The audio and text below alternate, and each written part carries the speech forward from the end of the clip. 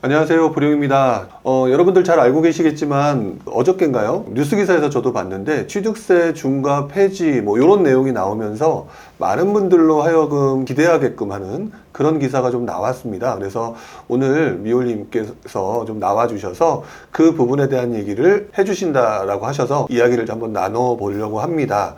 일단 여러분들 오늘 미올님 나와주셨는데요. 여러분들 인사해 주셨으면 좋겠습니다. 여러분 안녕하세요. 안녕하세요. 반갑습니다. 미네르바 올빼미입니다. 네, 오늘 뿐만 아니라 어저께 그 기사 나왔을 때 네. 되게 정신 없으셨을 것 같아요.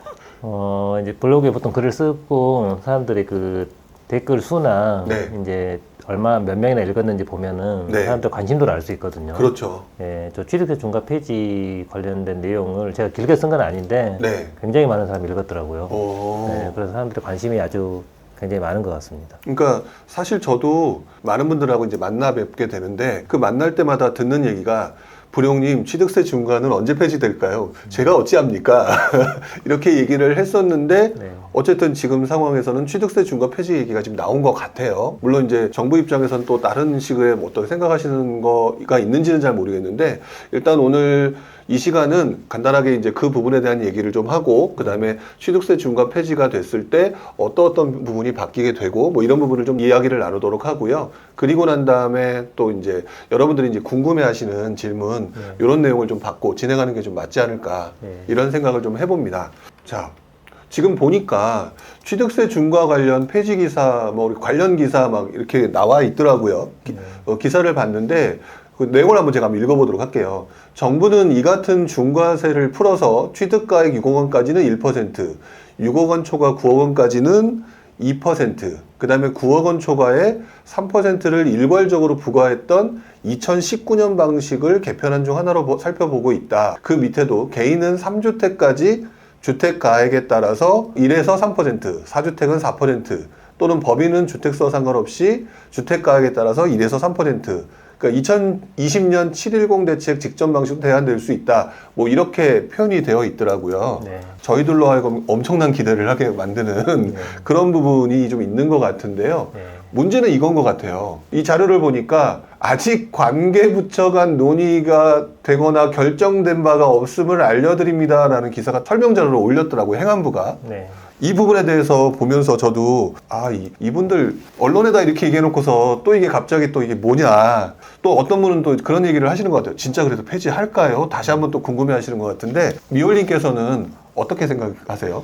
우선은 이제 개인적으로는 네. 중과를 아마 폐지를 할 것 같습니다. 개인적으로는 중과를 폐지할 것 같다. 네, 이제 언제 폐지할 거냐가 문제인데 아마 네. 이른 시기에 폐지를 하지 않을까.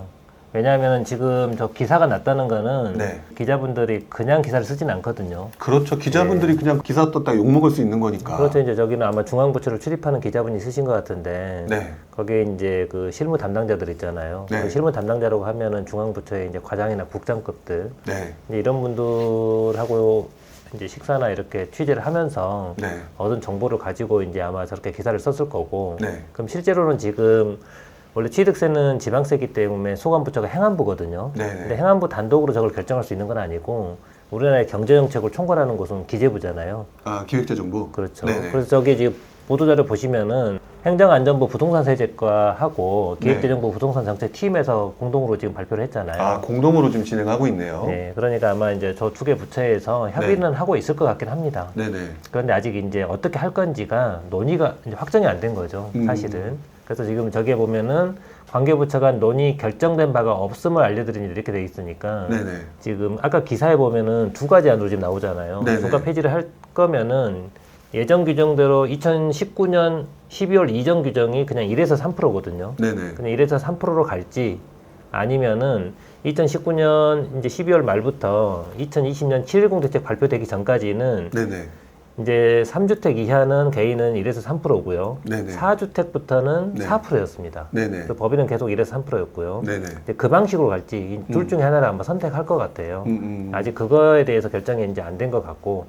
그 아래 보시면 그 참고 표시에 지금 취득세 중과 완화는 국정과제 08 안정적인 주거를 위한 부동산 세제 정상화 세부 과제로서 현 정부 출범 이후 개편 여부, 시기 등을 지속 검토 중인 과제다. 그러니까 취득세 중과를 완화하거나 폐지하는 거는 계속 검토해왔고 원래 사실은 저번에 이제 경제정책 장관 회의에서 네. 그때 거기서도 좀 논의가 될 예정이었는데 네네. 그 당시 제가 그 기사에 보면은 이제 국토부 장관이 네. 반대해가지고 그때는 이제 논의가 안 된 걸로 알고 있거든요. 아, 그래요? 예. 근데 이제 그 이후에 지금 한 2달이 더 지났는데 네. 그 이후에도 굉장히 부동산 시장이 안 좋아지고 있잖아요. 네네네. 그다음에 자금 시장도 굉장히 경색되고 있고 그다음에 미분양 굉장히 늘어나고 있고 네. 최근에 그 둔촌주공도 청약 경쟁률이 생각보다 낮았잖아요. 네네. 이런 이제 여러 가지 부정적인 시그널 때문에 정부가 아무래도 부동산 시장 연착륙을 위해서는 네. 저 중과 폐지를 시도할 수밖에 없을 거다.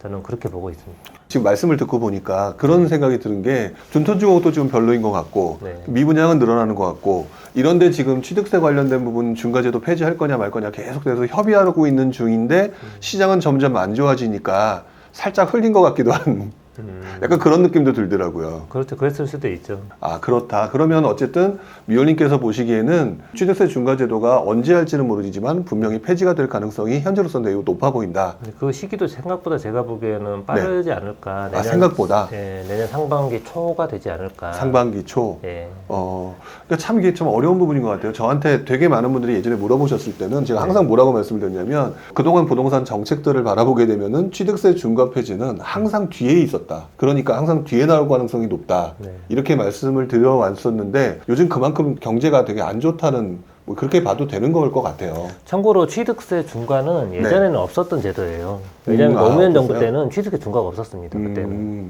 그러니까 지금 취득세 중과가 네. 그러니까 문재인 정부에서 처음 들어선 거고요. 그 이전에는 중과가 없었기 때문에 네네. 폐지도 없었어요, 한 번도. 아, 그래요? 예전에 이제 원래 취득세가 주택분 취득세가 네. 일반 상가나 토지분 취득세가 똑같았어요. 원래 네네. 4%였습니다. 네네. 4%였다가 2013년도에 너무 이제 주택거래가 안 되니까 네. 13년 말이 거의 바닥이었거든요. 네네. 그래서 그 당시 주택분 취득세를 1에서 3%로 낮춰준 거예요. 네. 그러니까 원래는 중과는 없었고 네.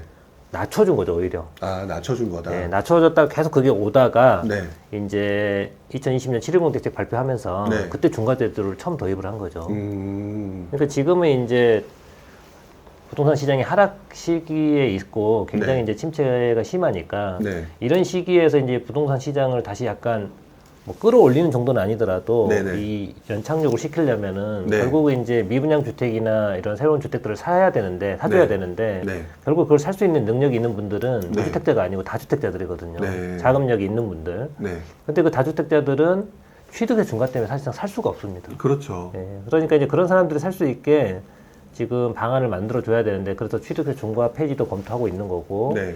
그다음에 그런 분들이 이제 문제가 되는 게 보유세잖아요. 네네. 종부세하고 재산세. 네. 이런 것들은 사실상 임대주택 등록을 하면은 네. 세제 혜택을 이제 받을 수가 있거든요. 네. 그래서 이제 아파트 같은 경우에 소형 같은 경우에는 임대 등록을 허용해 주겠다고 네. 허용해 주는 방향으로 지금 검토를 하고 있다고 그러잖아요. 조만간 12월에 발표한다고 그러니까. 네. 그래서 그게 이제 결국에는 다주택자들의 집을 살 수 있도록 어떤 방안을 마련하는 과정에서 네. 결과적으로 취득세 중과 폐지도 음. 이제 빨리 시행되지 않을까 그렇게 생각을 합니다. 알겠습니다. 그러면 일단 현재 중과 규정도 한번 살펴보고 그다음에 바뀌게 되는 경우는 어떤 식으로 바뀌게 될지 뭐 이런 것도 좀 잠깐 살펴 좀 봐야 될 것 같은데요. 네. 일단 먼저 여쭤보기 전에 광고 하나부터 좀 하나 하고 넘어가려고 그래요. 예. 미호님께서 이번에 유튜브 개설하신다면서요? 예, 이제 저도 유튜브를 시작해 보려고 네. 이제 최근에 한 4편을 찍었거든요. 아, 미리 찍어 놓으셨어요? 예, 얼마 전에 찍어가지고 지금 편집 중에 있습니다. 아. 예, 편집자를 좀 구해가지고 좋은 분들을 만나가지고 네네. 편집을 하고 있고 아마 오늘 중으로 네. 이제 첫 번째 촬영분을 아마 올릴 것 같습니다. 아, 오늘 첫 번째 촬영분이 올라간다? 그러면은 일단 여기 계신 분들이 들어온 김에 구독하셔야 될 필요성을 되게 많이 느끼실 때 채널명이 어떻게 되죠? 채널은 그냥 미네르바 올빼미로 검색하면은 나올 것 같긴 한데 네네. 저도 잘 못 만들어가지고 네네. 이제 공식 채널명은 세금앤 미올이라고 지었고요. 세금 앤 미올. 예. 아, 세금에는 미올이다라고 하는 것들과 세금과 미올을 합치신 그렇죠. 부자블리님이 저기다 또 적어주셨어요. 세금 앤 미올 딱 적어주셨네요. 아, 예, 감사합니다. 아, 알겠습니다. 자, 그러면 일단 제가 원래부터 이제 얘기를 하려고 했던 중과구정과 관련된 얘기 하도록 하고요. 다시 한번 시작하기 전에 여러분들 세금앤 미올이라고 하는 미네르바 올빼미님의 TV 구독 한번 부탁을 한번 드려보도록 하겠습니다. 그러면 이제 일단 한번 보도록 할 텐데요. 지금 현재 중과 규정 상황을 좀 설명을 좀 해주시면서 그러면서 좀 진행을 좀 간단하게 어떻게 바뀔게 될 건지 얘기를 좀 부탁을 드릴게요. 현재 먼저 중과 규정을 간단하게 좀 설명을 드릴게요. 네. 원래 이제 주택을 유상으로 취득하면은 취득세 중과 규정이 적용이 되는데 이 중과 규정은 원래 2020년 710 대책에서 정부가 발표를 했고요. 네. 적용은 2020년 8월 12일 이후 취득분부터 적용이 됩니다. 네. 이제 비조정 대상 지역의 주택은 3주택부터 중과를 하거든요. 네. 그러니까 세 번째 취득하는 주택이 비조정 지역에 있다 그러면 8%로 취득세를 중과를 하고 네 번째 주택 이상이면은 12%로 중과를 하고요. 조정 대상 지역은 약간 규제를 더 많이 가하는 지역이잖아요. 그래서 조정 대상 지역은 2주택부터 중과를 합니다. 2주택부터 8%, 3주택 이상이면 12%고요. 네. 법인이 취득하는 주택이 있죠. 네. 법인이 취득하는 주택은 가액에 상관없이 지역에 상관없이 다 12%로 과세합니다. 그러니까 굉장히 이제 법인은 취득세율이 높고요. 네. 그다음에 이제 취득세 중과를 안 하는 예외적인 주택들이 있는데 그 네. 대표적인 게 공시가격 1억 이하인 주택을 중과를 안 하죠. 네, 그렇죠. 예. 근데 다만 공시가격 1억 이하를 하더라도 정비구역에 있는 주택들 있잖아요. 정비구역. 네네. 정비구역으로 말하는 대표적인 게 이제 도정법상 재개발 재건축. 네. 그다음에 뭐 빈집 및 소규모 주택 정비법에 따른 가로주택이나 자율주택 같은 것들 있잖아요. 네네. 그런 구역 안에 있는 주택들은 공시가는 낮아도 프리미엄이 많이 붙어 있거든요. 네. 그래서 그런 주택들은 공시가격 1억 이하를 하더라도 취득세가 중과가 됩니다. 그다음에 이제 주택을 증여로 취득하는 경우도 취득세가 중과되는 경우가 있는데요. 네네. 그게 이제 먼저 증여하는 자가 다주택자여야 되고, 네. 그다음에 증여받는 주택이 조정 대상 지역이 있어야 되고, 네네. 그다음에 공시가격이 3억 이상인 주택. 네. 그런 경우에는 취득세를 12%로 중과합니다. 그리고 이제 위 요건 중에 하나도 못 갖췄다. 증여하는 자가 다주택자가 아니다. 또는 조정 대상 지역이 아니고 비조정 대상 지역에 있는 주택이다. 또는 공시가격이 3억 미만인 주택이다. 네. 이런 경우에는 증여분 취득세인 3.5%가 과세가 됩니다. 이게 현재 중과 규정입니다. 네네. 이제 이게 바뀐다는 거죠. 네. 만약에 이제 중과 규정이 폐지가 되면은 어떻게 바뀌겠느냐? 우선은 안이 아까 그 기사에는 이제 두 가지 안이 나와 있거든요. 첫 번째 안은 이제 19년 초 방식, 2019년 초 방식, 그 취득가격에 따라서 1에서 3%로 과세하는 거죠. 6억 이하는 1%, 6억에서 9억 사이는 1.01부터 2.99%, 그 다음에 9억 초과 부분은 3%. 이제 이렇게 과세하는 방식이 하나 있고요. 그 다음에 이제 2020년 초부터 2020년 7월 말까지 과세하는 이제 방식이 하나 있는데 3주택까지는 아까 말씀드린 것처럼 1에서 3%로 과세하고요. 4주택부터는 4%로 과세하는 거, 그리고 법인은 계속해서 1에서 3%로 과세하는 거. 이제 두 가지 안이 있습니다. 이 두 가지 안 중에 어떤 게 될지는 아직 모르겠어요. 이제 나중에 발표가 되면은 그거를 이제 확인하시면 될 것 같고, 네네. 지금 많은 분들이 관심을 갖는 게 만약에 취득세 중과가 폐지가 되면은 네. 적용을 언제부터 할 거냐? 적용. 그쵸. 예, 그 적용을 언제부터 할 건지를 제가 이제 간단하게 설명을 드릴게요. 네. 지금 이번에 취득세 중과가 어떻게 폐지가 될지는 이제 뭐 조문이나 부칙이 아직 안 나왔잖아요. 네. 그러니까 지금 당장 저희가 예측하기는 어렵고 이제 과거에 세율이 취득세율이 인하되면서 어떻게 적용이 되는지 그때 상황을 좀 비추어 보면은 아마 예측이 가능할 것 같거든요. 네. 지금 아까 제가 간단하게 설명드렸는데 원래 주택의 취득세율은 4%였습니다. 우리 상가나 토지 살 때 취득세율이 4%잖아요. 그거랑 똑같았거든요. 그러다가 13년 말에 주택 거래가 너무 침체돼 있으니까 정부가 주택의 취득세율을 거래 가액에 따라서 1에서 3%로 낮췄습니다. 네네. 그럼 저렇게 취득세율을 낮췄을 때 언제부터 저걸 적용할 거냐? 적용 시기는 항상 부칙이 나온다고 그랬잖아요. 네. 그때 제가 부칙을 복사해 왔는데 한번 보시면은 부칙 제2조를 보시면은 유상거래 주택 취득의 세율에 관한 적용액, 저게 이제 4%에서 1에서 3%로 낮춘 거잖아요. 네네. 저 개정 규정은 2013년 8월 28일 이후 최초로 취득하는 분부터 적용한다. 저게 제일 중요한 게 취득 분부터 적용한다 이런 의미입니다. 원래 저 발표를 네. 8월 28일에 했어요. 아, 발표는 8월 28일에 하고 법은 12월 26일에 개정이 됐거든요. 그러니까 먼저 발표하고 난 다음에 개정은 나중에 된 건데. 그래서 법은 이제 국회를 열어야 되잖아요. 법 개정은. 그래서 이제 소급을 해준 거죠. 아, 소급 적용을 했다. 예. 그래서 이제 핵심은 네. 취득분부터입니다. 취득분. 그럼 취득분이 뭘 말하는 거냐? 네. 이제 그거를 좀 설명드려 볼게요. 네. 우리가 이제 주택을 취득한다고 할 때 그 취득 시기는 원칙적으로 잔금일이거든요. 네. 그러니까 잔금일 전에 중과 규정이 먼저 폐지가 돼버리잖아요. 그리고 폐지되고 나서 잔금을 지급하면은 네. 그 사람은 개정된 이후에 취득한 거죠. 그렇겠죠. 예, 그러면은 중과가 안 된다는 얘기입니다. 네. 근데 이제 가장 이슈가 되는 게 분양권들이에요. 분양권은 계약은 한참 전에 하잖아요. 그렇죠. 그리고 보통 이제 잔금 치르는 시기는 뭐 2, 3년 뒤에 돌아오잖아요. 네네. 그랬을 때 그 사람이 취득세가 중과가 되는 거냐, 안 되는 거냐. 제가 또 사례를 하나 만들어 왔거든요. 네네. 사례를 보면서 설명드릴게요. 납세자가 지금 A주택, B주택 두 채를 가지고 있는 상태에서 네. 2020년 12월에 조정 대상 지역에 있는 C 분양권을 취득했습니다. 네네. 만약에 저 상태에서 이제 중과가 폐지가 안 되고 C 분양권이 그대로 잔금을 치러서 C 주택으로 바뀌어 버리잖아요. 네네. 그럼 조정 대상 지역 3주택이죠. 그러면은 저 C 주택의 취득세는 12%가 이제 적용이 됐을 텐데 네. 2023년 2월 20일에 만약에 중과 규정이 폐지됐다고 한번 가정해 볼게요. 아, 예를 들으신 거죠? 예, 저때 되면 좋을 것 같은데 그건 이제 예를 든 겁니다. 저때 네네. 되겠다는 얘기가 아니고 네네. 2023년 2월 20일에 이제 중과 규정이 만약에 폐지됐다고 가정하면은 네. 아직 저 C 분양권으로 취득하는 주택은 아직 취득한 게 아니거든요. 네. 아직 잔금을 안 치렀으니까. 네. 그럼 잔금 치르기 전에, 즉 C 주택을 취득하기 전에 중과가 폐지돼 버렸잖아요. 네. 그리고 나서 C 주택을 취득한 거기 때문에 네. 저 경우에는 부칙에서 뭐라고 분명히 정할 거라고 하냐면은 이 중과 폐지 규정은 이 법령 시행 이후 취득분부터 적용한다 이렇게 나올 거거든요. 네네. 부칙이. 그러면 중과 규정 폐지 이후에 취득분, 즉 잔금분부터 적용을 하니까 저 C주택의 잔금은 폐지일 이후 도래하는 거잖아요. 그렇죠. 그래서 결국은 저 C주택은 취득세가 중과가 안 된다는 얘기입니다. 그래서 이제 저 분양권이 만약에 6억 이하였다. 네. 그럼 취득세율이 이제 1%가 적용이 되는 거죠. 네. 원래는 12%가 적용이 될 거였는데 이렇게 생각하시면 되는데 이제 많은 사람들이 네. 여기서 의문을 제기하는 게 제가 네. 이제 이거를 어제 블로그에 썼는데 네네. 굉장히 많은 질문을 하는 게 네. 저 분양권으로 취득하는 주택의 취득세 중과세율은 분양권 취득일을 기준으로 따지는 거 아니냐. 네.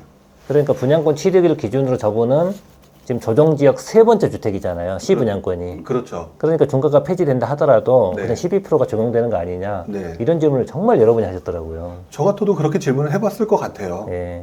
근데 핵심은 네. 그분들이 지금 혼란스러워 하는 거는 뭘 혼란스러워 하는 거냐면은 네. 우리가 취득세 중과 여부를 판단할 때 네. 고려해야 되는 게 딱 두 가지거든요. 네. 첫 번째는 주택 수. 왜냐면 주택 수가 몇 개냐에 따라 세율이 달라지잖아요. 네네. 그 다음에 조정 대상 지역 여부. 조정 대상 지역 몇 주택이냐. 여기에 따라서 지금 세율이 달라지니까. 네. 근데 사람들이 많이 혼란스러워 하는 게 이때 주택 수는 원래 주택 수는 잔금일 당시 주택 수로 계산하는 게 맞는데 조문에 뭐라고 돼 있냐면 주택 수는 분양권 취득일을 기준으로 한다고 그랬습니다. 그러니까 저기서 지금 C 분양권 취득일 당시에 A, B를 가지고 있었잖아요. 네네. 그렇기 때문에 저 주택 수는 세 채가 맞아요. 중간에 A, B를 팔아버렸다 하더라도 네. 주택 수는 세 채에서 바뀌는 게 없습니다. 네. 그런데 중과세율은 세율은 취득일을 기준으로 따지는 겁니다. 세율은 주택 수만 지금 분양권 취득일을 기준으로 따지는 거지 네. 세율은 취득일을 기준으로 따지는 거니까 여기서 취득일은 2023년 8월이잖아요. 잔금일. 네네네. 근데 그 전에 중과 규정이 이미 폐지돼 버렸잖아요. 네. 그렇기 때문에 저 분양권 취득 당시 집이 뭐 100개가 있었든 200개가 있었든 상관없이 중과가 안 되는 겁니다. 아, 그러면 이 내용을 보면서 제가 순간적으로 들었던 생각이 그래서 지금 거래가 잘 안 되니까 또 네. 미분양이 많아지니까 네. 한편으로는 취득세 중과를 좀 빨리 폐지를 해야 사람들이 살 거 아니에요. 그렇죠. 최대한 좀 빨리 발표가 날 가능성도 있겠네요. 근데 이제 여기서 한 가지 쟁점이 있는데 네. 저 취득세 중과 규정은 지방세법에 있거든요. 네네. 지방세법에 있기 때문에 중과를 폐지하려면은 지방세법을 개정을 해야 돼요. 세법을 개정해야 된다. 그렇죠. 이제 지방세법을 개정하려면 국회를 열어야 되거든요. 네네네. 근데 국회가 뭐 국회의원들이 열고 싶다 해서 마음대로 열리는 게 아니고 네. 지금은 이제 정기국회가 끝나버렸어요. 근데 네네. 곧 끝나고 이제 임시국회를 여는데 네. 임시국회도 이제 열리는 시기가 있습니다. 아, 그래요? 예. 그래서 이제 내년 상반기에 임시국회를 열어서 저거를 폐지를 시켜야 되는데 네. 우선은 열리는 시기가 늦어지면 늦어질수록 취득세 중과가 이제 늦게 폐지가 되는 거고 네네. 또는 야당이 반대할 수도 있잖아요. 제가 보기엔 야당이 이건 반대하지 않을 것 같아요. 네. 이제 종부세 뭐 중과 폐지나 법인세율 인하는 네. 부자 감사를 해가지고 야당이 반대하고 있지만은 네네. 이건 사실상 이제 부자 감사하고 상관은 없는 거거든요. 이 부동산 거래 활성화 관련이 있는 거기 때문에 네네. 이걸 야당이 반대할 것 같지는 않고 음. 설령 이제 야당이 반대하거나 네. 또는 이제 급하게 먼저 폐지를 하고 싶다. 먼저 폐지를 하고 싶으면은 지방세법 개정은 어려우니까 네네. 두 가지 방법을 쓸 수 있는데 하나는 시행령을 개정하는 겁니다. 시행령 개정. 예. 지방세법 시행령에 네. 중과가 안 되는 주택이 열거가 돼 있거든요. 네네네. 아까 그 공시가격 1억 이하 1억 이하, 주택 예. 그게 시행령에 있어요. 아, 시행령에. 예. 그러니까 그거하고 이제 비슷하게 네. 지방세법 시행령에다가 한시적으로 중과 유예를 먼저 넣어놓고 네. 그렇게 해놓고 나서 이제 지방세법을 나중에 폐지해도 될 것 같고요. 이제 그런 방법도 있다는 겁니다. 아니면 예전처럼 네. 먼저 정부가 발표를 해요. 네. 예, 발표하고 야당만 반대 안 하면은 네. 이제 임시국회는 뭐 한두 달 뒤에 열릴 거잖아요. 네네. 그럼 임시국회 나중에 열어가지고 소급 네. 적용해 주는 거죠. 소급 매달 적용. 며칠부터 네. 취득세 중과를 안 하겠다. 지금 그러더라도 세계평화님께서 취득세 중과 완화는 시행령 개정으로 시행될까요? 라고 여쭤보셨는데 네. 그러면은 아까 말씀하셨던 것처럼 그 원래는 지방세법 개정이지만 그렇죠. 법을 개정해야 됩니다. 하지만 시행령으로도 가능하기는 하겠다. 방법적으로 이제 불가능한 건 아닙니다. 네네. 왜냐하면 우리 양도세 중과 유예 있잖아요. 네네. 우리 지금 양도세 중과 유예를 2022년 5월 10일부터 2023년 5월 9일까지 유예하고 있잖아요. 한시적으로. 네네. 원래 중과 규정은 소득세법에 있어요. 네네. 그러니까 법을 개정해야 돼요. 중과를 이제 폐지하려면은. 네네. 근데 1년간 유예하는 거는 시행령 개정에서 하고 있거든요, 지금. 네. 그러니까 그거하고 마찬가지로 그 취득세 중과 유예나 폐지도 네. 시행령을 통해서 먼저 유예를 시켜놓고 네. 나중에 폐지할 수도 있다는 얘기입니다. 알겠습니다. 어쨌든 그러면은 지금 취득세 중과와 관련된 부분은 정부가 어떤 목적을 가지고 얼마나 빨리 하느냐 의지에 따라서 충분히 땡길 수도 있고 네. 아니면 조금 그냥 규정대로 그렇게 할 수 있는 그런 상황이라고 봐야 되겠네요. 그렇지. 여기서 제일 중요한 건 정부의 의지죠. 네. 그리고 야당의 분위기 네. 이런 것도 좀 봐야 될 것 같고요. 야당이 제가 보기에는 이걸 그렇게 반대를 하지는 않을 것 같습니다. 취득세는 예. 그렇죠. 거래가 지금 워낙 안 되니까. 야당도 그건 알거든요. 네. 거래가 안 돼서 이 네. 가만히 두면은 부동산 경기가 굉장히 안 좋아지고 이게 네. 이제 전 국가적으로 안 좋은 영향을 미친다는 건 야당도 다 알고 있기 때문에 네. 이걸 드러내놓고 반대하지는 않을 것 같습니다. 바보가 아닌 이상. 네, 알겠습니다.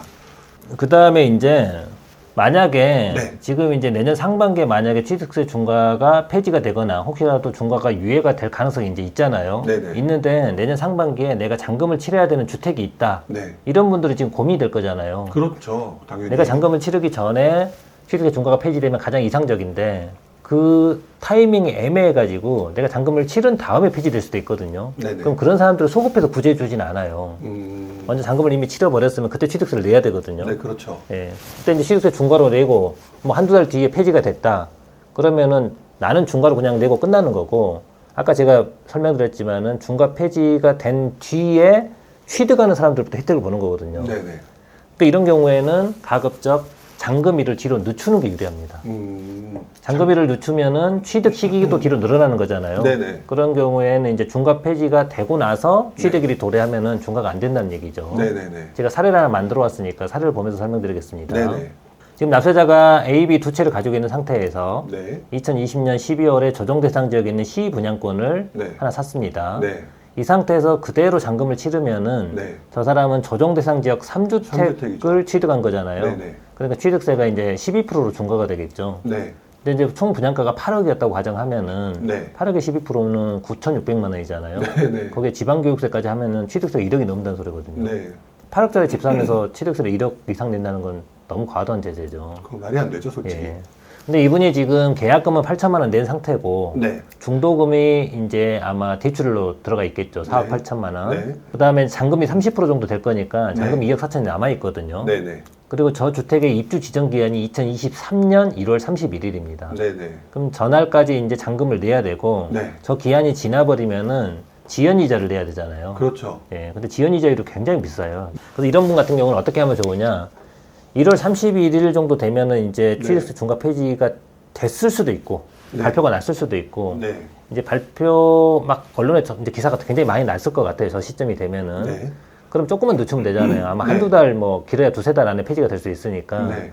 그러면은 이제 저 2억 4천을 다 잔금을 미납하고 가면은 네. 이자를 굉장히 많이 내야 되잖아요. 그렇죠. 그러니까 저 2억 4천 중에 전체 분양대금 중에 한 10% 정도. 이게 이제 8천만 원이죠. 8천만 원만 남겨놓고 네. 1억 6천 원 내버립니다. 그럼 8천만 원만 미납한 거잖아요. 네, 그렇죠. 그럼 8천만 원에 대한 지연 이자만 내면 되니까 네네. 이자 부담이 좀 덜하겠죠. 저렇게 네네. 해서 이제 중과 폐지가 될 때까지 한두 달 정도 계속 잔금을 미루는 겁니다. 네네. 그러고 있다가 2023년 3월 20일에 만약에 중과가 이제 폐지가 됐다. 네. 그러면은 그 이후에 잔금을 이제 다 나머지 잔금 8천만 원 있잖아요. 네. 그걸 지급해 버리면은 네. 그 나머지 잔금 8천만 원 지급했을 때가 취득일이거든요. 네, 그렇죠. 근데 그 취득일이 중과 폐지일 이후에 도래했잖아요. 네. 그러니까 이제 중과가 안 되는 거죠. 그럴 때는 중과가 적용되지 않는다. 그렇죠. 그러면 좀 지연이자를 납부를 하더라도 약간 좀 규정에 10% 정도? 네. 그 정도만 남겨놓고 하시는 게 낫다? 근데 왜 10%라고 하신 거예요? 저거는 이제 법에 규정이 있는 건 아닙니다. 네네. 규정이 있는 건 아닌데 이제 일반적으로 사람들이 계약금이 10%잖아요. 네네. 그러니까 잔금도 한 10% 정도 남겨놓으면은 잔금을 다 지급 안 한 걸로 이제 실무적으로 보니까 네. 그렇게 하겠다는 건데 저 10%가 8천만 원이잖아요. 네네. 8천만 원이 작은 돈이 아니거든요. 그렇죠. 예. 그래서 이제 8천만 원에 대한 이자를 나는 다 내는 게 좀 부담스럽다. 네. 나는 좀 더 잔금을 더 내고 한 5%인 4천만 원만 남겨놔도 괜찮으냐 이렇게 네네. 질문하는 분들도 있을 아, 거예요. 밑에 요거 써주신 거, 예. 요거 말씀하시는 거네요? 예. 네네. 잔금을 만약에 총 거래 대금의 5%인 4천만 원만 남겨두면은 네. 저것도 이제 취득하지 않은 걸로 보는 거냐. 네. 여기에 대해서 이제 저건 법령에 있는 규정이 아니라고 그랬잖아요. 네네. 근데 실무적으로 네. 저런 거에 대해서는 실무자들 답변하기는 굉장히 어려운데 네. 판례가 나와 있습니다. 아, 판례가 있어요? 예, 판례는 굉장히 많거든요. 네네. 판례에서는 뭐라고 그러냐면은 저 연체한 금액을 연체한 상태에서 네. 우리 사회 통념적으로 네. 저걸 거래대금을 다 지급한 걸로 볼 수 있는지 없는지 우리가 계약을 할 때 4천만 원이 지금 전체가 거래대금 중에 4천만 원이 지급이 안 돼 있어요. 네. 그럼 우리가 등기를 넘겨줄 수 있느냐? 사회 통념상 넘겨주지는 못하잖아요. 못하죠. 저 네. 4천만 원이 작은 돈이 아니거든요. 네, 그렇죠. 비율로 따지면 큰 비율이 아닌데 네. 거래대금으로 보면 굉장히 큰 금액이에요. 네. 그러니까 사회 통념상 거래대금이 거의 다 지급된 걸로 인정해줄 수 있는 수준인지 저 정도는 아니라는 거죠. 아. 그래서 저 정도만 있어도 거래대금이 한 5%만 미지급돼 있어도 네. 잔금이 지급된 걸로 보지를 않습니다. 실무적으로. 아. 이제 판례에서는 이런 경우도 있어요. 거래대금이 한 300억이거든요. 네네. 300억인 경우에 네. 0.8%가 미납돼 있어요. 0.8이면 거의 다 납부는 한 건데. 근데 비율로 보면 굉장히 거의 다 납부한 거잖아요. 네네네. 그런데 0.8%가 거래대금 300억에 0.8%는 2억 4천이에요. 네. 2억 4천은 사회통념상 굉장히 큰 돈입니다. 그렇죠. 그래서 그것도 잔금이 지급되지 않은 걸로 판례는 보고 있거든요. 네. 그래서 이제 전체 거래대금의 5% 정도만 연체돼도 네. 이제 잔금이 납부된 걸로 보지 않기 때문에 네네. 이제 그 정도만 연체해도 되는데 문제는 5% 연체해놓고 나서 나중에 과세당국에서 혹시 과세하겠다고 나오면 불복을 해야 되잖아요. 네네. 이제 그런 게 부담스러우시면은 한 10% 정도 연체하고 네. 잔금 납부를 뒤로 미루면은 네. 괜찮을 것 같습니다. 미올님께서 보시기에는 한 10% 정도가 그래도 좀 적당하다고 보시는 거네요. 저는 개인적으로 5%도 괜찮다고 보는데 네네. 그 중에 가끔 이제 지자체 공무원들 중에 네. 5%는 잔금을 납부한 걸로 봐야 된다 이렇게 해서 과세하겠다는 직원들 가끔 있을 수 있거든요. 네. 그럼 이제 불복을 가야 되는데 네. 일반인들 불복하는 게 쉽지 않잖아요. 비용도 많이 들고. 그렇죠. 예, 그러니까는 이제 한 10% 정도 남겨두는 게 어떨까? 네. 저는 그렇게 생각하고 있습니다. 어떻게 보면 좀 상당히 고민이 되게 많으셨을 것 같은데 이 방법을 조금 이용하실 수만 있다면 너무 더 사실 저는 머릿속에서 그냥 꽁수로 무슨 4천만 원까지 남겨 한 1천만 원만 남기면 되지 한 500만 원만 남기면 되지라고 생각했는데 500만 원 너무 위험하죠. 그거는 좀 위험하다 네. 이렇게 보시는 거네요. 네. 알겠습니다. 어쨌든 10%, 5%에서 10%인데 이왕이면 10% 정도 남기는 게 조금 더 좋을 것 같다 이렇게 좀 표현을 해주셨네요. 네. 그리고 이제 또 하나 질문을 많이 하시는 게 네. 일시적 이주택자들이 있거든요. 그렇죠. 예, 일시적 이주택자들이 이제 일시적 이주택 중과 유예 기간이 있잖아요. 네네. 일시적 이주택은 우선은 여기 보시면은 내가 종전주택을 하나 가지고 있는 상태에서 네. 신규주택을 하나 샀잖아요. 네. 근데 신규주택 취득할 당시에 종전주택과 신규주택이 둘 다 조정 대상 지역이 있으면은 네네. 요 신규주택 취득할 당시에는 우선 중과를 안 합니다. 네네. 왜냐하면 일시적 이주택 기간 안에 이 종전주택을 팔 거라고 할수 가정을 있으니까. 하고 네. 이제 취득가액이 6억이면은 1%를 먼저 과세를 하고요. 네. 그 다음에 이제 지자체에서 사후 관리를 합니다. 네. 요 신규주택 취득하고 둘 다 조정 지역일 때는 2년 안에 팔아야 되잖아요. 네네. 2년 안에 B주택을 취득하고 2년 안에 A주택을 종전주택을 처분하는지 지켜보고 있다가 네. 종전주택을 그 기간 안에 못 팔면은 네. 취득세를 다시 조정지역 2주택은 원래 8%를 냈어야 되잖아요. 네네. 근데 기존에 1%밖에 안 냈으니까 네. 이 차이인 7%를 추징하는 거거든요. 요걸 사후 관리라고 그럽니다. 네네. 근데 이분이 지금 신규주택은 2020년 12월에 샀어요. 네. 그럼 일시적 주택 기간이 2년이니까 2022년 12월까지 A주택을 팔았어야 되거든요. 네. 근데 지금 거래가 잘 안 되잖아요. 그렇죠. 안 아무리 되죠. 내놔도 안 팔려요, 지금. 네. 그래서 요 타이밍이 지나버렸습니다. 네. 그리고 내년에 이제 중과가 폐지가 된 거죠. 네. 중과가 폐지되면은 네. 이 사람이 요 A주택을 그 이후에 중과가 폐지된 이후에 처분하면은 네. 그러면은 이 기존의 B주택에 대한 취득세 중과가 안 되는 거냐, 추징이 네. 안 되는 거냐. 네. 요 경우는 추징이 돼버립니다. 아, 이건 무조건 된다. 예, 왜냐하면은 지금 일시적 2주택 기간은 2022년 12월이잖아요. 네네. 그 기간이 이미 지나버렸죠. 네. 그럼 저 시점에 추징을 해버려요. 근데 이제 그 중과 폐지는 그 이후에 됐잖아요. 네네. 그 이후에 됐기 때문에 그 이후에 중과가 폐지됐다 하더라도 기존의 이 취득세 중과, 아니, 취득세 추징이 있잖아요. 네네. 요거는 이제 다시 돌려주진 않는 거죠. 어쨌든 바뀌기 전에 확정된 사항이니까 그거는 추징을 하는 게 맞긴 하겠네요. 그렇죠. 근데 저분들은 조금 이제 억울해 할 수는 있겠죠. 네. 예, 이왕이면 자기들까지 소급 적용해주면 좋을 텐데. 네. 이제 그렇지만은 실무적으로 저렇게 해주지는 않을 것 같습니다. 아, 실무적으로는 어렵다. 네. 네. 알겠습니다. 그러면 요거 말고 또 다른 내용은 있나요? 이제 다른 내용은 제가 준비한 내용은 여기까지 이제 다 됐고요. 질문이 있으면 제가 이제 질문 좀 답변을 좀 드릴게요. 네, 이런 게 구하기 어렵죠. 우리 미홀님 만나 뵙기 얼마나 어려운데. 그러니까 질문 있으시면 조금씩 올려주시면 미홀님께서 답변을 주시는 걸로 하겠습니다. 여기 보시면은 위에서부터 뭐 내용은 있는 것 같은데 한번 보시고 우리 미홀님께서 의견을 좀 한번 주셨으면 좋겠어요. 세계평화님이 오늘 국정과제 점검회의 때 취득세 중과 폐지 계획이 나올 것 같은 느낌적인 느낌이 듭니다. 저도 그런 느낌이 듭니다. 그 다음에 일상님 질문 한번 볼까요? 취득세 중과 폐지 연관성은 현재 조정지역에만 해당되는 내용이겠지요? 꼭 그렇지는 않습니다. 우리가 취득세 중과가 조정지역만 취득세 중과가 되는 게 아니고 비조정지역은 3주택부터 8%고요. 그 다음에 비조정지역 4주택은 12% 중과잖아요. 그러니까는 조정 비조정 상관없이 현재 중과는 적용이 되고 있습니다. 지금 그 일상님 얘기처럼 서울에 주택이 하나 있고 경기에 주택이 4채가 있는데 이 상태에서 하나를 더 사면 어떻게 되는 거냐. 지금 상태에서 더 사면은 경기도가 웬만한 지역은 다 지금 조정지역에서 풀렸잖아요. 그렇게 되면 이제 비조정지역 6번째 주택이 되겠죠. 지금 추가로 더 사면은. 그럼 비조정지역 6번째는 현재는 12%예요. 취득세가. 그런데 만약에 이번에 이제 중과가 폐지되고 나서 그 다음에 취득하면은 취득 가액에 따라서 이제 2에서 3%로 바뀌겠죠. 그러니까 조정 비조정은 상관은 없습니다. 그 다음에 아까 그 별사탕님 질문은 제가 좀 전에 설명을 드렸는데 일시적 2주택 상태에서 기존 주택을 2년 안에 매도 생각으로 신규 주택을 구매 시 1주택으로 취득세 신고한 사람들은 아마 구제는 안 될 것 같습니다. 좀 억울하실 수는 있을 것 같아요. 그러니까 2년 안에 파시는 쪽으로 이제 생각을 하셔야 될 것 같고, 뭐 특별하게 정부가 부칙에서 이제 저런 사람들도 구제해준다고 이제 규정을 두지 않는 이상은 쉽지는 않을 것 같아요. 그 다음에 지금 이게 제일 문제죠. 일시적 1가구 2주택들도 매도하려고 1주택으로 취득세를 냈는데 매도가 지금 안 되고 있죠.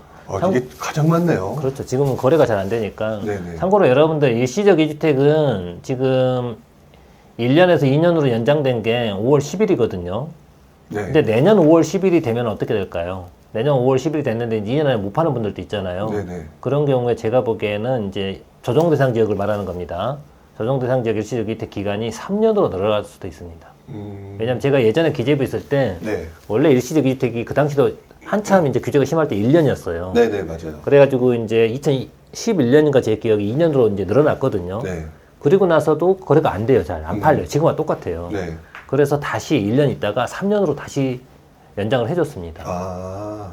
그러니까 이제 지금처럼 계속 거래가 안 되면은 네. 내년 되면 또 기사가 또 나요. 2년으로 연장해줬는데도 불구하고 계속 집이 안 팔린다. 이런 기사가 계속 나면은 이제 정부가 다시 3년 연장을 또 검토해서 3년으로 연장할 수도 있습니다. 근데 문제는 연장되기 전에 이미 내 거는 2년 기한이 도래해버렸다. 그럼 내가 구제를 못 받을 수도 있거든요. 그러니까 좀 타이밍이 좀 애매하죠. 연장되고 나서 나도 그 혜택을 받을 수 있어야 되는데 어떤 분들은 받는 분이 있고 어떤 분들은 이제 받지 못하는 분들이 있을 것 같기도 합니다. 네네. 그 다음에 여기 볼까요? 분양권과 멸실 입주권은 계속 주택수 포함이겠죠. 우선 중과 규정이 폐지되지 않는 이상은 분양권과 멸실된 입주권은 계속해서 주택수에 포함이 됩니다. 네. 다만 분양권과 입주권이 다 주택수에 포함이 되는 건 아니고요. 2020년 8월 12일 이전에 취득한 분양권들이 있죠. 그리고 입주권들은 주택수에 포함이 안 되고요. 2020년 8월 12일 이후 취득하는 분양권과 입주권들만 주택수에 포함이 됩니다. 지금 천세주님인가요? 천세주님 질문은 신규 주택 취득 후 1년이 지나지 않은 상황에서 분양권을 취득했는데요. 이럴 때는 취득세 중과가 되는 건가요? 이 분양권이 이제 나중에 신규 주택이 되겠죠. 아니네요. 신규 주택이 하나 더 있었다는 얘기네요. 종전주택 하나 있고 신규 주택 하나 더 있고 그 다음 분양권을 또 샀다는 얘기네요. 지금. 근데 종전주택이라는 표현을 따로 쓰지는 않으셨네요. 좀 오해의 소지는 좀 있을 수 있겠네요. 근데 여기 이제 여기 신규 주택이라고 쓰신 거 보니까 네네. 종전주택 하나 있고 신규 네. 주택 하나 있고 그 다음에 분양권을 추가로 취득했는데 이 분양권도 현재 규정으로 보면은 이 사람은 이제 취득세 중과가 되겠죠. 네. 왜냐하면 조정 지역은 12%가 되는 거고 비조정 지역은 이제 8%가 될 텐데 이제 만약에 이 상태에서 중과 규정이 폐지돼 버리면은 나중에 이 분양권이 잔금이 그 나중에 돌아야 할 거잖아요. 네. 폐지된 다음에 그러면 중과가 안 되겠죠. 근데 이제 이 분양권의 잔금 도래일이 취득세 중과 폐지일보다 빨라 버리면은 그때는 중과가 돼 버리겠죠. 몽땅 연필 한번 볼까요? 몽땅 연필님 21년 6월에 인천 분양권을 취득했는데 취득세 산정 기준이 잔금일인가요? 구청 담당자는 분양권 취득일이 취득세 산정일이라고 하는데 헷갈리네요. 요거 제가 아까 설명드렸잖아요. 취득세 중과 여부를 따질 때 중요한 게 주택 수하고 그 다음에 조정지역 여부라고 그랬잖아요. 네. 조정지역 3주택이면은 12%고 비조정지역 3주택은 이제 8%인데 주택 수 계산은 분양권 취득일을 기준으로 한다고 그랬잖아요. 근데 이거를 사람들이 자꾸 취득세 산정일이라고 생각하는데 그게 아니고 네. 주택수 계산할 때는 분양권 취득일을 기준으로 주택수로 계산하는 거고 취득세 중과 여부의 가장 핵심은 취득일입니다. 네. 잔금일이죠. 그러니까 이제 이 분양권 취득 당시에 내가 저 분양권 포함해서 세 채가 있었다. 네. 그리고 이때 인천이 조정지역이거든요. 네, 그렇죠. 그러면은 세 채 있었다 하더라도 나중에 중과가 폐지가 되고 이 분양권의 잔금을 지급하면은 주택의 잔금을 지급하면은 그때는 중과가 안 된다는 얘기입니다. 그 다음에 소다 건담님 한번 볼까요? 2주택자로 각각 명의, 일산 분양권, 배우자와 공동 명의. 2주택자인데 집을 두 채 가지고 있다는 거죠. 네. 근데 이제 남편 한 채, 부인 한 채 이렇게 가지고 있다는 얘기고 네. 일산에 있는 분양권을 배우자와 공동 명의로 샀네요.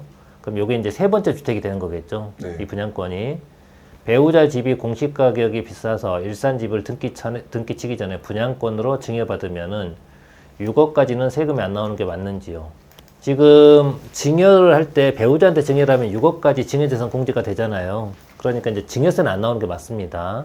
근데 문제는 이 상태에서 이 주택을 증여를 하잖아요. 증여를 하면은 취득세가 12%가 되겠죠. 분양권은 세무사마다 다 틀려서요. 근데 이제 만약에 이 분양권으로 취득하는 주택이 이제 증여받고 나중에 잔금을 나중에 치를 텐데 그 잔금 치르기 전에 취득세 중과가 폐지가 돼버리면은 네. 그러면 어차피 취득세는 중과가 안 됩니다. 그러니까 이 분양권으로 취득하는 주택의 취득세를 언제 내느냐? 다 잔금일날 내거든요. 네. 근데 그 전에 취득세 중과가 폐지돼버리면은 이제 취득세 중과는 안 된다는 겁니다. 그 다음 준하님 질문 한번 봐볼게요. 조정, 비조정 지역인 경우 주택이 조정 지역에 한 채, 비조정 지역에 한 채 있다는 얘기네요. 3년 비과세 기간도 3년 비과세 도래 전에 해지되면 어떻게 되나요? 뭘 물어보는지 잘 모르겠네요. 지금 조정지역, 비조정지역 한 채 있는 경우에 일시적 2주택은 원래 3년이잖아요. 네. 3년 비과세 기간이 도래하기 전에 해지됐다. 뭐가 해지되겠다는지 잘 조정지역에서 해제됐다 뭐 이런 표현을 아닐까요? 이미 지금 비조정이 하나 있잖아요. 네. 원래 비조정이 하나 있으면은 신규주택 취득할 때 비조정이 한 곳이라도 있으면 일시적 2주택이 원래 3년입니다. 네. 그러니까 해지되든 해지 안 되든 3년 안에 팔아야 정전주택은 비과세가 되는 거거든요. 그러니까 3년 조정지역이 조정지역이 해제됐다고 해서 3년에서 더 연장되는 건 아닙니다. 일시적 1주택 기간은 맥시멈이 3년입니다. 3년 안에 파셔야 되고요. 그 다음에 네. 부자분리님, 오피스텔도 주택수에 포함하나요? 두 개는 4년 단기 자동 말소됐네요. 그 다음에 8년짜리도 두 개 있습니다. 모두 재산세와 정부세 내는데 혹시 말소된 거 다시 업무용으로 바꾸기 위해서는 어떻게 해야 할까요? 원래 오피스텔은 2020년 8월 12일 이전에 취득한 것들 있잖아요. 그런 것들은 주택수에 포함이 안 됩니다. 주거용 오피스텔도. 네네. 그러니까 지금 부자분리님은 2020년 8월 10일 이전에 취득했을 것 같아요. 왜냐하면 지금 두 채가 다 단기로 자동 말소 됐다는 얘기거든요. 나머지 두 개는 8년 장기 일반으로 등록돼 있다는 거고, 그러니까 둘 다 2020년 8월 10일 이전에 다 취득했을 것 같고, 그러면은 저 오피스텔은 취득세 중과여부 판단할 때 주택세 포함이 안 됩니다. 네. 2020년 8월 10일 이후 취득한 오피스텔만 취득세 중과여부 판단할 때 이제 주택수에 포함이 됩니다. 다만 이 오피스텔들이 재산세가 주택분으로 나오고 있었을 거예요. 임대주택 등록을 해버렸으니까. 그중에 이 두 개가 지금 자동 말소 돼버렸잖아요. 지금 4년짜리 두 개가 자동 말소 됐다는 얘기거든요. 네네. 그럼 이 두 개는 재산세가 주택분으로 나오고 있었잖아요. 그러면 이제 종부세가 나와버립니다. 주택분 종부세 과세 여부는 항상 재산세하고 연동이 돼 있거든요. 근데 재산세가 주택분으로 부과가 되고 있었기 때문에 종부세가 이제 나오고 있는 거죠.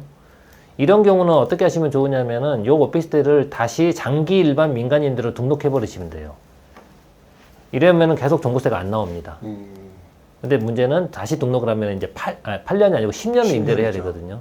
이제 그런 문제점이 있는데 종부세를 이제 내기 싫으시면은 다시 임대주택으로 등록을 하시거나 아니면은 처분하시거나 이렇게 하셔야 되고, 혹시 말소된 뒤에 다시 업무용으로 바꾸기 위해서는, 이 업무용으로 바꾼다는 말은 지금 재산세를 업무용으로 바꾼다는 말이거든요. 이 재산세를 업무용으로 이제 다시 바꾸고 싶으시면은 임차인을 사업자하고 계약을 하시는 거예요. 거주자, 이제 주거용으로 쓸 사람하고 이제 계약을 하는 게 아니고 사무실로 쓸 사람하고 이제 임대차 계약서를 체결하고, 그 임대차 계약서를 구청에 갖다 주면은 그러면 재산세를 이제 업무용으로 다시 바꿔줍니다. 그러니까 이제 이거는 임대차 계약서를 바꾼 경우에만 가능하니까 쉽지는 않겠죠.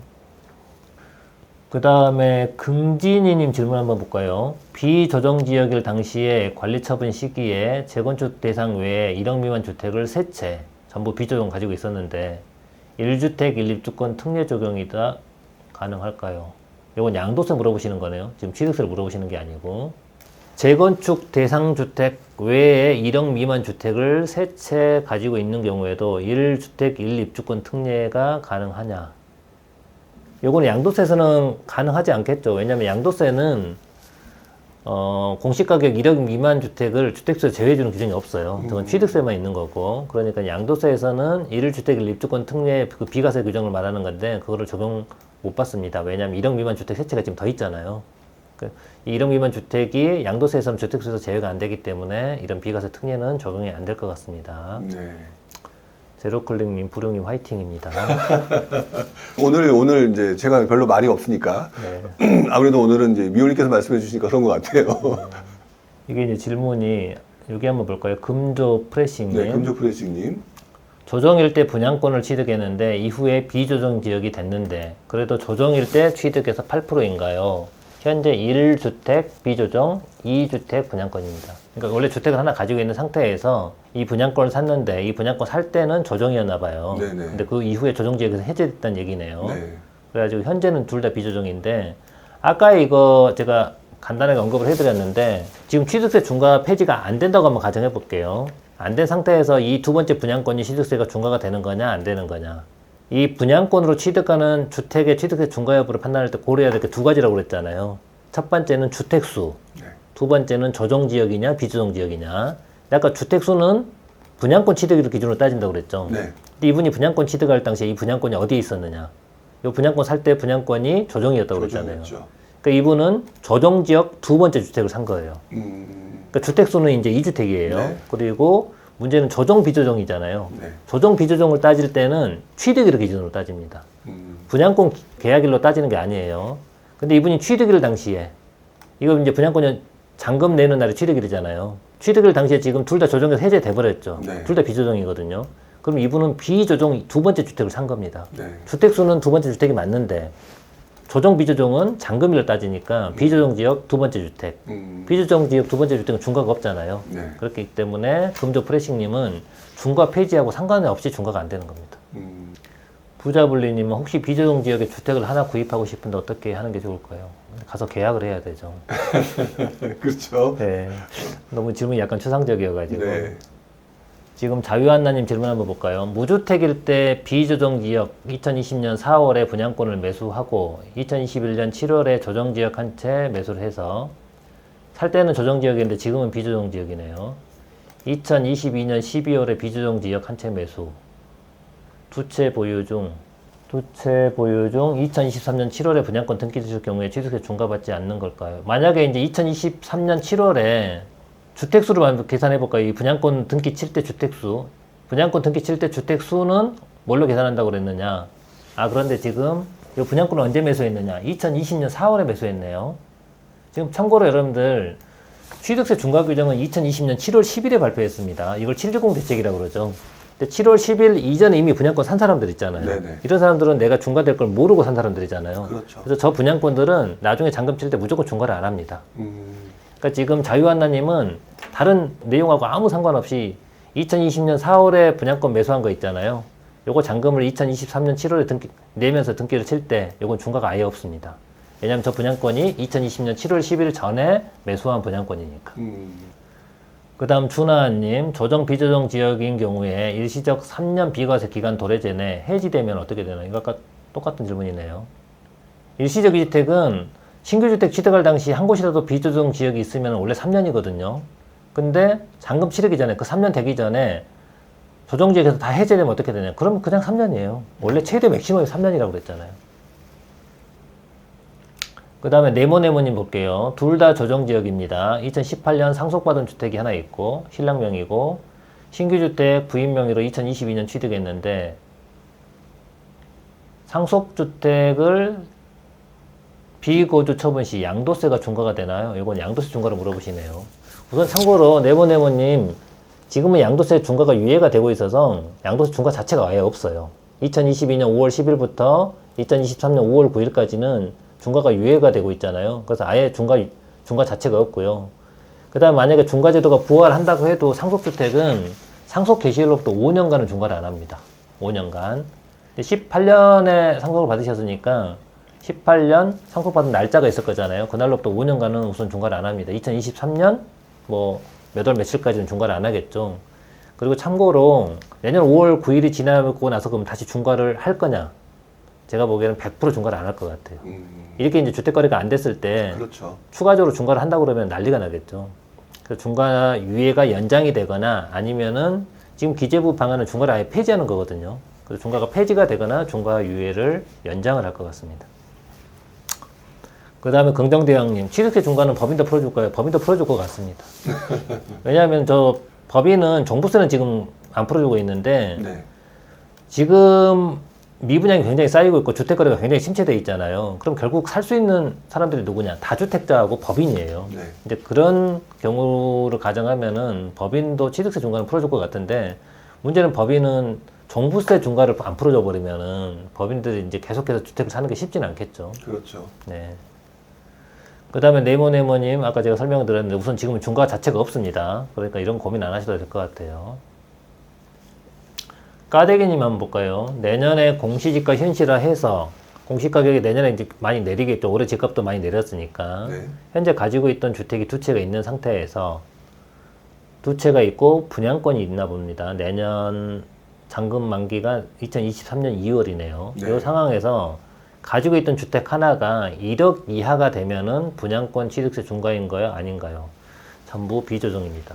아까 제가 주택 수를 계산할 때는 분양권 취득일을 기준으로 따진다고 그랬잖아요. 근데 요 분양권 취득일이 아마 올해나 작년이었겠죠. 근데 요 분양권 취득일 당시에는 주택이 다 공시가가 1억이 넘었을 거예요. 근데 내년에 공시가가 내리면 하나가 1억 이하로 내려갈 가능성이 있다는 얘기잖아요. 네. 근데 주택수 따질 때는 분양권 취득일을 기준으로 따지기 때문에 이미 3주택이에요, 이분은. 나중에 공시가격이 하나가 1억 이하로 내려간다 하더라도 네. 주택수가 2주택으로 줄어드는 게 아니라는 얘기입니다. 항상 여러분이 분양권으로 취득하는 주택의 취득세 중과여부를 따질 때는 주택수는 분양권 취득일을 기준으로 따진다. 이걸 꼭 기억하셔야 될 것 같아요. 대신에 이 분양권의 잔금일 전에 중과 규정이 폐지돼 버리면은 이제 중과는 안 되는 거겠죠. 하영민님 한번 봐볼게요. 네. 3주택에서 21년에 분양권 하나를 더 취득했습니다. 그럼 이 분양권은 이제 나중에 주택수 계산할 때는 네 채로 본다고 네 채죠. 그랬잖아요. 네. 분양권 취득할 당시에 주택수로 따지니까. 근데 잔금 전에 취득세 중과가 풀리면 중과가 안 된다고 제가 아까 설명드렸죠. 네. 중과 규정의 적용 시기는 취득일이거든요. 이제 분양권으로 취득한 주택의 취득일은 잔금일이니까 잔금 내기 전에 중과제도가 이제 폐지가 됐다. 그러면은 중과 폐지된 뒤에 주택을 취득한 거니까 이때는 중과가 안 된다고 그랬습니다. 이제 한 두세 개만 더 볼까요? 네. 봄, 여름, 가을, 겨울님 질문 한번 볼게요. 할머니 명의의 비조정지역 6억 기하 주택을 소득이 있는 손자에게 시세대로 매도하면은 거래대금 다 이체 증빙이 있고 매매로 인정될까요? 아니면 증여로 볼까요? 당연히 매매로 인정이 됩니다. 지금 비조정지역은 6억 이하 주택은 자금 조달 계획서도 안 내거든요. 자금 조달 계획서도 안 내니까 구체적으로 보지도 않을 텐데 지금 손자가 소득도 있다는 얘기잖아요. 그리고 시세대로 매도한다고 하면은 당연히 이제 요거는 문제가 없는데 대신 특수관계자간 거래이기 때문에 과세당국에서 요게 증여 아니야? 이렇게 볼 수도 있거든요. 그러면 거래 대금이 실제로 오고 갔는지를 볼 거예요. 근데 거래대금도 다 지급을 했다. 그러면은 요건 당연히 매매로 인정해 줍니다. 거래대금이 계약서만 써져 있고 거래대금이 오고 가지 않았잖아요. 그러면 증여를 보는 겁니다.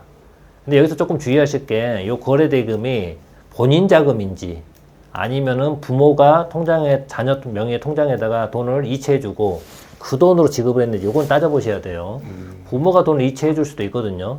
그리고 그 돈으로 자녀가 이제 거래대금을 줄 수도 있는데 이러면 증여가 돼버리잖아요. 네네. 근데 앞뒤 거래내역을 아마 다 내라고 할 거예요. 과세당국에서는. 그러니까 이런 경우에 만약 부모 자금이 들어간다. 그러면 반드시 차용증을 쓰고 이자를 지급하고 있어야 됩니다. 그래야 원금을 증여받는 걸로 안 볼 겁니다. 그 다음에 별사탕님 질문하고 하이사님까지만 보고 이제 끝내겠습니다. 네네. 별사탕님 질문은 부부 공동명의 아파트를 부인 명의로 증여신고했습니다. 부부 공동명의였는데 남편 지분 절반을 부인한테 증여했다는 말인 것 같아요. 네네. 취득 시 12억가량이었고 증여 시 감정평가를 19억 7천 받고 증여 신고했는데 5년 지나서 매매 진행 시 취득가액이 19억 7천으로 출발하는 건가요? 이렇게 출발하지는 않겠죠. 지금 원래 부인 지분이 절반 있었고 남편 지분이 절반 있었잖아요. 근데 취득할 때 12억 주고 샀으니까 각각 취득가액은 6억이었죠. 그런데 이제 남편 지분 절반을 부인이 증여를 받았잖아요. 그때 시가가 19억 7천이었고 이렇게 간평을 받았던 얘기거든요. 그럼 남편 지분의 절반은 얼마겠습니까 여기서? 9억 8,500이겠죠. 절반이니까. 그러면 절반은 취득가액이 9억 8,500이 되는 거고 나머지 절반은 원래 부인이 가지고 있던 거잖아요. 그거는 원래 6억이었죠. 12억의 절반 6억. 그러니까 50%는 취득가액이 6억이 되는 거고 나머지 50%는 9억 8,500이 되는 겁니다. 이렇게 양도세 이렇게 계산하는 겁니다. 그 다음에 하이사님까지만 보고 끝낼게요. 일시적 2주택 양도소득세 비과세가 가능한가요? 처분기한은 어떻게 될까요? 종전주택은 21년 8월 25일에 취득했고 신규주택은 과천 분양권 계약을 21년 11월 12일에 했네요. 요거는 제가 강의에서도 여러 번 말씀드리고 블로그에도 여러 번 설명드렸지만은 요건 일시적 2주택이 되는 게 아닙니다. 왜 아니냐? 2021년 이후 취득하는 분양권은 주택수에 들어간다고 그랬잖아요. 주택수에 들어가기 때문에 요 분양권은 이제 종전주택 하나 가지고 있는 상태에서 신규 분양권을 사면은 이제 일시적 이주택 규정을 적용을 안 해줘요. 대신에 소득세법 시행령 156조 3에 보면은 1주택 보유자가 2021년 이후 분양권을 취득했을 때 특례가 따로 있습니다. 그 특례를 적용해 주는 거고요. 그 특례에 보면은 일반 주택 보유자가 1년 경과한 후 분양권을 사야 돼요. 근데 여기 1년 경과를 안 해버렸죠. 바로 샀네요. 예, 그러니까 이제 156조의 3의 2항의 특례는 못 받아요. 근데 일반 주택 보유자가 1년을 안 띄웠다 하더라도 분양권 사도 특례를 적용받을 수 있는 특례가 있어요. 그게 사망의 특례거든요. 네. 근데 그 사망 특례가 이제 개정이 돼가지고 이 분양권을 2022년에 샀으면은 1년은 무조건 띄워야 돼요. 근데 2021년에 사신 분들 있죠. 네. 그 사람들은 1년을 안 띄워도 됩니다. 이 경우는 소득세법 시행령 156조의 3 사망의 특례는 받을 수 있습니다. 정말 운이 좋은 케이스예요. 운이 엄청나게 좋으신 경우네요. 예. 이걸 22년에 샀으면은 지금 과천 분양권을 그러면은 이제 아무 특례도 못 받는 거예요. 이분은 아예 비과세 자체가 없어요. 그래서 하이사님은 제 블로그에 보시면은 일반 주택 보유자가 2021년 이후 분양권 취득했을 때 비과세 특례가 있어요. 그걸 좀 자세히 읽어보시기 바랍니다. 이상으로 추가적인 질문은 좀 마치겠고요. 이렇게 해서 지금 미홀님께서 이번에 나왔던 취득세 중과 폐지 검토라고 하는 그 내용들 때문에 오늘 이렇게 나와주셔서 얘기를 했는데요. 안타깝게도 시간이 정해져 있다 보니까 그 뒤에 올라오신 그 질문에 대해서는 답을 좀 주지는 못하셨어요. 하지만 그래도 지금 우리 미홀님께서 유튜브를 시작하신다고 하셨고 세금엔 미홀TV라고 얘기를 해주셨으니까 또 궁금하신 내용 있으면 또 거기다가 물어보시고 하면 충분히 될 것 같아요. 그리고 또 제가 볼 때는 그 어느 정도 시간도 되고 그 구독자 수도 늘어나면 라이브가 가능하시잖아요. 네. 그러니까 아마 여러분들께서 얼마나 잘 해주시냐에 따라서 바로 또 나중에 빠른 시간에 라이브도 해주실 테니까 여러분들 빨리 가서 구독과 좋아요 눌러주셨으면 좋겠습니다. 오늘 이렇게 아직 발표도 나지 않은 검토 상황인데도 불구하고 나와주셔가지고 이렇게 설명을 해주셔서 다시 한번 감사의 말씀을 좀 드리고요. 여러분들한테도 조금 도움이 됐으면 좋겠다. 도움이 되셨으면 하는 생각도 드네요. 자, 어쨌든 오늘 나와주셔서 감사드리고요. 나중에 또 한번 또 뵙도록 하겠습니다. 고맙습니다. 감사합니다.